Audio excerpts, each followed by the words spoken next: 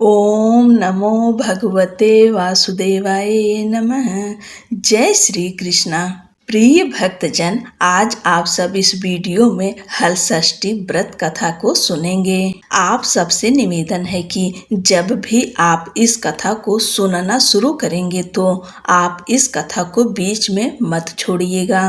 आधा अधूरा कथा सुनने पर दोष भी लगता है, इसलिए आज के दिन पूर्ण रूप से भगवान बलराम का और कृष्ण भगवान का ध्यान करते हुए इस कथा को सुने। हिंदू धर्म में बलराम जयंती पर्व का विशेष महत्व होता है। हिंदी पंचांग के अनुसार हर साल भाद्रपद माह की कृष्ण पक्ष की षष्ठी तिथि को बलराम जयंती मनाई जाती है और बलराम जयंती को हलषष्ठी व्रत के नाम से भी जाना जाता है। बलराम जयंती के दिन महिलाएं संतान की दीर्घायु और कुशलता की कामना के लिए व्रत रखती हैं। इस दिन भगवान कृष्ण के बड़े भाई बलराम का जन्म हुआ था। मान्यता है कि बलराम जी का प्रधान शस्त्र हल तथा मूसल है, इसलिए उन्हें हलधर भी कहा जाता है। इसे बलराम जन्मोत्सव, चंद्र षष्ठी या ललही छठ के रूप में भी मनाया जाता है। इस व्रत के प्रभाव से भगवान बलराम जी व्रती महिला को संतान की दीर्घायु प्रदान करते हैं और उन्हें सुख समृद्धि का वरदान देते हैं। इसके साथ ही इस दिन बलराम जन्मोत्सव होने के कारण खेती में उपयोग होने वाले उपकरणों की पूजा भी की जाती है। इस साल हलषष्ठी का व्रत 14 अगस्त 2025 दिन गुरुवार को मनाई जाएगी। व्रत कथा। एक नगर में 2 स्त्रियां रहती थी। दोनों एक ही परिवार की थीं और रिश्ते में देवरानी जेठानी लगती थीं। देवरानी का नाम सलोनी था, जो बड़ी ही नेक, सदाचारिणी तथा दयालु थी। जेठानी का नाम तारा था, वह स्वभाव से बड़ी ही दुष्ट थी। एक बार दोनों ने हलछठ का व्रत किया। विधिवत पूजन इत्यादि के बाद शाम को दोनों भोजन के लिए थालियां परोसकर ठंडी होने के लिए रख कर बाहर जा बैठी। उस दिन सलोनी ने खीर तथा तारा ने महेरी बनाई थी। अचानक 2 कुत्ते उनके घर में घुसे और भोजन खाने लगे।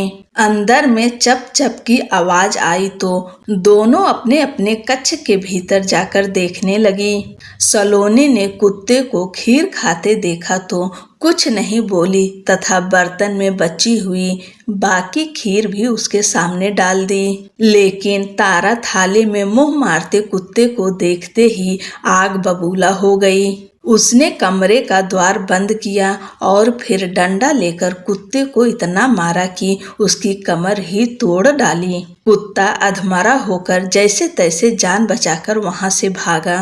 दोनों कुत्ते जब बाहर मिले तो एक दूसरे का हाल चाल पूछने लगे। जो कुत्ता सलोनी के यहाँ गया था बोला, मैं जिसके कक्ष में गया था वह स्त्री तो बड़ी भली है, मुझे खीर खाते देख कर भी उसने कुछ नहीं कहा, बल्कि बर्तन में खीर खत्म हो जाने के बाद उसने उसमें और खीर डाल दी ताकि मैं पेट भरकर खा सकूं। उसने तो मेरी आत्मा ऐसी तृप्त की कि मैं उसे बार बार आशीर्वाद दे रहा हूँ। मेरी तो ईश्वर से यही कामना है कि मरने के बाद मैं उसका पुत्र बनूं और जीवन भर उसकी सेवा करके इस ऋण को चुकाता रहूं। जिस प्रकार उसने मेरी आत्मा को तृप्त किया है, उसी प्रकार मैं उसकी आत्मा को तृप्त और प्रसन्न करता रहूं। अब तुम बताओ, तुम्हारे साथ क्या बीती? लगता है तुम्हारी तो वहां खूब पिटाई हुई है। दूसरा कुत्ता बड़े ही दुखी स्वर में बोला, तुम्हारा अनुमान ठीक ही है भाई। आज से पहले मेरी ऐसी दुर्गति कभी नहीं हुई थी। पहले तो थाली में मुंह मारते ही सारा जबड़ा हिल गया। फिर भी भूख से परेशान होकर मैंने 2-4 कौर खाए ही थे कि वह दुष्ट आ गई और कमरा बंद करके डंडे से उसने मुझे इतना मारा कि मेरी कमर ही तोड़ डाली। मैं तो ईश्वर से यही निवेदन करता हूँ कि अगले जन्म में मैं उसका पुत्र बनकर उससे बदला चुकाऊं। जैसे उसने मार मार कर मेरी कमर तोड़ी है, वैसे ही भीतरी मार से मैं भी उसका हृदय और कमर तोड़ डालूं। कहते हैं कि बेजुबान की बद्दुआ बहुत बुरी होती है। इसे दैव योग ही कहा जाएगा कि दूसरा कुत्ता शीघ्र ही मर गया और मरकर उसने तारा के घर में ही पुत्र रूप में जन्म लिया। पुत्र रत्न पाकर तारा बहुत खुश हुई। पुत्र को लेकर उसने अपने मन में बड़े बड़े मंसूबे बांध लिए। मगर दूसरे दिन ही जब घर घर में हलषष्ठी का पूजन हो रहा था, वह लड़का मर गया। तारा की तो जैसे दुनिया ही उजड़ गई। वह दहाड़े मार मार कर रोने लगी। मगर किया क्या जा सकता है, जैसे तैसे उसने अपने सीने पर सब्र का पत्थर रख लिया। फिर तो हर वर्ष उसको लड़का होता और हलषष्ठी के दिन मर जाता। जब 3-4 बार ऐसा हुआ तो तारा को इस पर कुछ संदेह हुआ कि आखिर मेरा लड़का हलषष्ठी को ही क्यों मरता है। फिर एक रात सपने में उसे वही कुत्ता दिखाई दिया। उसने कहा, मैं ही बार बार तेरा पुत्र होकर मृत्यु को प्राप्त हो रहा हूँ। तूने मेरे साथ जो व्यवहार किया था, मैं उसी का बदला चुका रहा हूँ। तारा बहुत दुखी हुई और उसने अपने किए का प्रायश्चित करने का उपाय पूछा।